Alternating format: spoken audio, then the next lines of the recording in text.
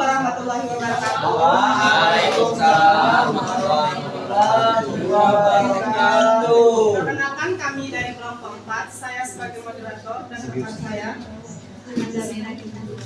Maya Febiola, Amelia Citra Dewi, Agung Yuliansyah. Baiklah, di sini kami akan melakukan pramudik PDSD dengan tema pencobaan arus dan tegangan listrik dan akan dibacakan oleh rekan saya Maya.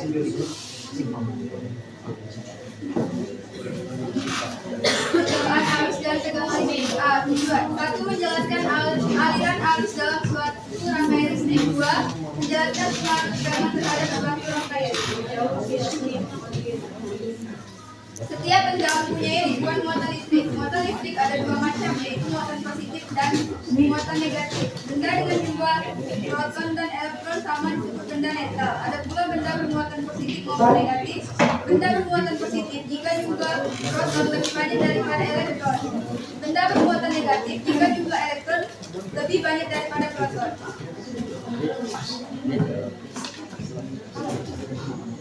Alat dan bahan yang kami gunakan: 1. Baterai 1,5 volt 3 buah. 2. Kabel penyempit secukupnya, merah dan hitam. 3. Bola lampu 2,5 volt 3,6 volt. 4. Avometer 1 buah. Dan 5. Bukan baterai 3 buah. Dan akan dilanjutkan oleh Caca.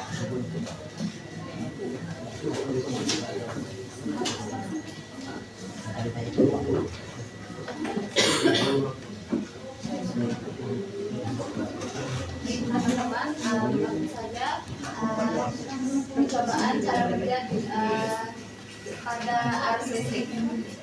Yang pertama, kita susun 3 baterai secara seri. Baterainya kawan-kawan dalam ini dari kertas.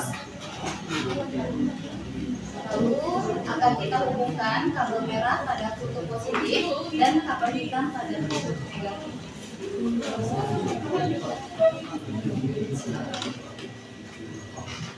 Salah satu ujung kabel merah dan hitam yang telah terpasang, kita pasang bola lampu. Akan dipilih salah satu dari bola lampu 2,5 volt dan 3,6 volt. Jika lampu menyala, menandakan adanya aliran arus dari kutub positif menuju kutub negatif. Tetapi jika belum menyala, kita akan mencari penyebabnya. Dan besarnya arus listrik yang mengalir dalam rangkaian dapat menggunakan amperemeter yang dipasang secara seri. Tetapi jika tidak tersedia avometer, menyala lampu sudah cukup membuktikan adanya arus listrik yang mengalir. Baiklah teman-teman, akan kita mulai kegiatan praktik kita. Percobaan yang pertama adalah arus listrik. Akan kita coba pada kawat besi.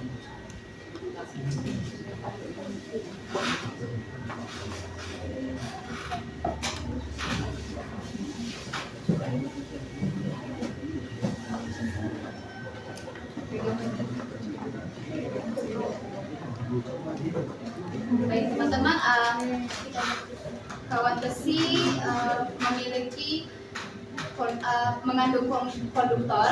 Konduktor adalah penghantar listrik teman-teman, bahan yang memiliki konduktivitas tinggi sehingga arus listrik atau panas dapat mengalir dengan mudah. Selanjutnya adalah kertas.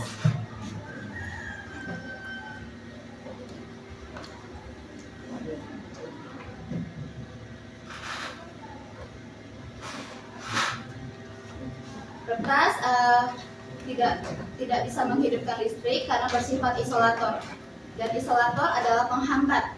Isolator bahan yang sulit atau tidak bisa menghantarkan listrik maupun panas. Selanjutnya kita akan mencoba pada kawat tembaga.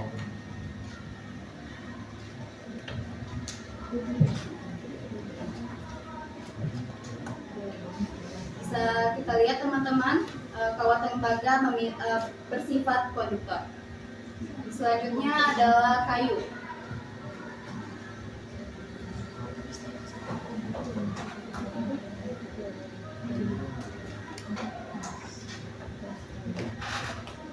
Teman-teman, di sini sini kita lihat kayu tidak memiliki penghantar listrik atau bersifat isolator. Selanjutnya kita akan menggunakan ujung pensil.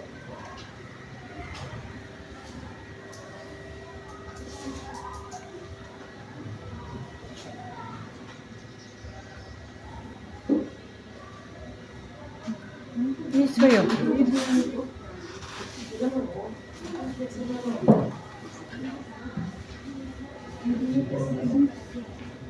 Teman-teman, kita bisa lihat pensil bersifat konduktor. Mengapa? Karena inti pensil terbuat dari grafit atau karbon yang merupakan penghantar listrik. Elektron bebasnya dalam struktur grafit dapat bergerak ketika diberi arus. Karena itu, pensil dapat berfungsi sebagai konduktor atau elektroda sederhana. Selanjutnya adalah penghapus karet.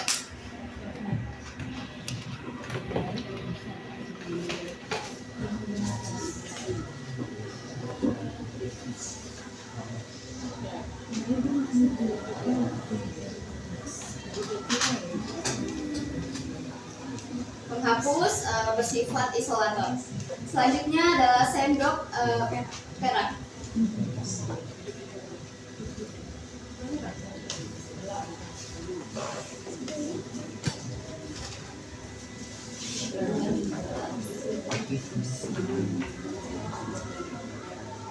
Bisa kita lihat teman-teman, sendok mengandung bersifat konduktor.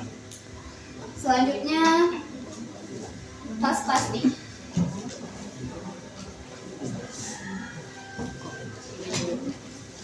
Kita akan lihat apakah dia bisa menyalakan listrik. Tidak ya teman-teman, karena tas plastik bersifat isolator. Selanjutnya kita akan beralih ke air keramik.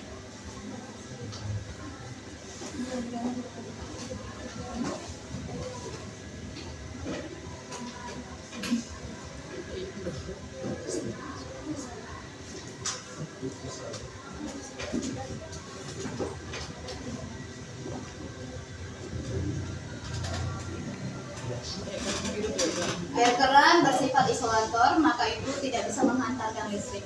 Selanjutnya yang terakhir kita akan mencoba pada air garam.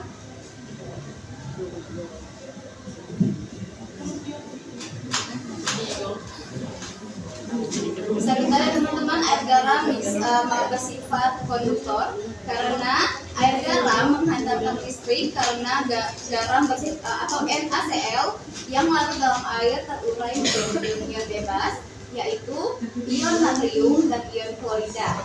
Ion-ion ini bergerak membawa muatan listrik sehingga larutan garam berfungsi sebagai konduktor.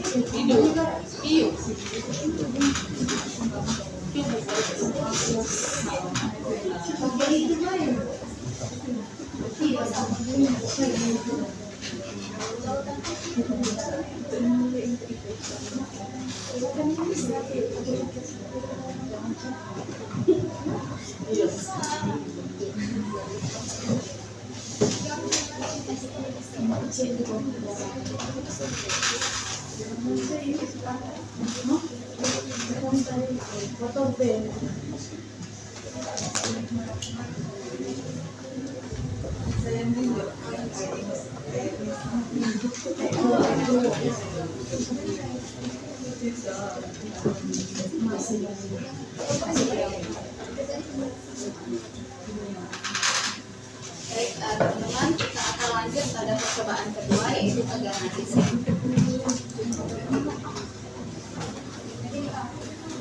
Baik, teman-teman, di sini ada rangkaian A, B, dan C.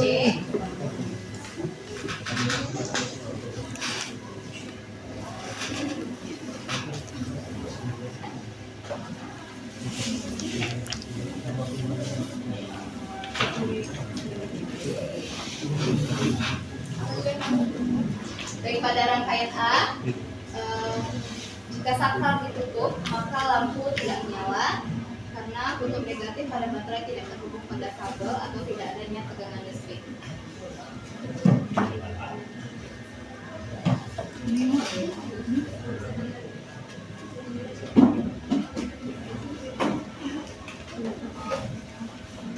Sudah menyala teman-teman. Selanjutnya akan kita lanjut pada rangkaian B. Di sini kita lihat rangkaian B, saat ditutup maka lampu akan menyala redup hanya menggunakan satu buah baterai. Kita akan mencoba.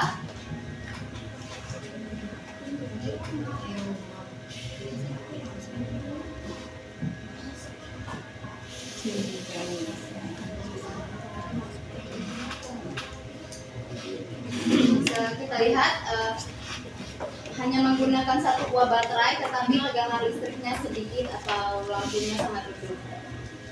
Selanjutnya akan kita coba pada rangkaian C. Di sini kita akan menggunakan dua baterai dan pastinya muatan listriknya juga lebih besar.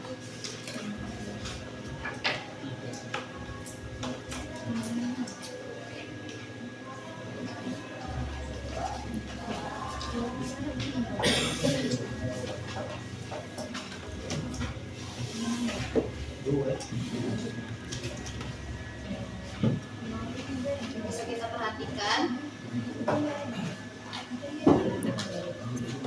pada rangkaian C, karena menggunakan dua baterai dan muatan listrik juga lebih besar dan lampu sangat terang.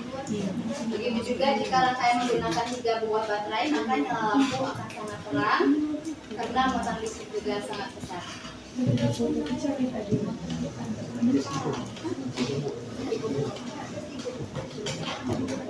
Oke, di sini kita akan mencoba menggunakan 3 baterai pada rangkaian C.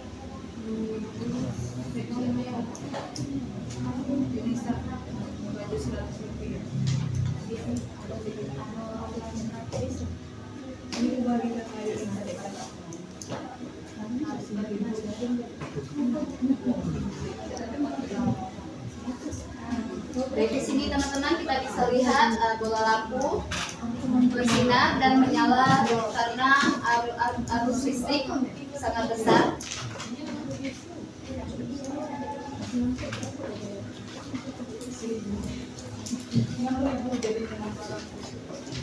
Baik teman-teman, itulah tadi hasil dari praktik kami. Kesimpulannya dari kegiatan praktik kami di depan ini adalah besarnya arus listrik selalu berbanding lurus dengan besarnya tegangan listrik dan berbanding terbalik dengan besarnya hambatan. Dan tegangan listrik berbanding lurus antara arus listrik dengan hambatan listrik. Begitulah sekian dari kelompok kami.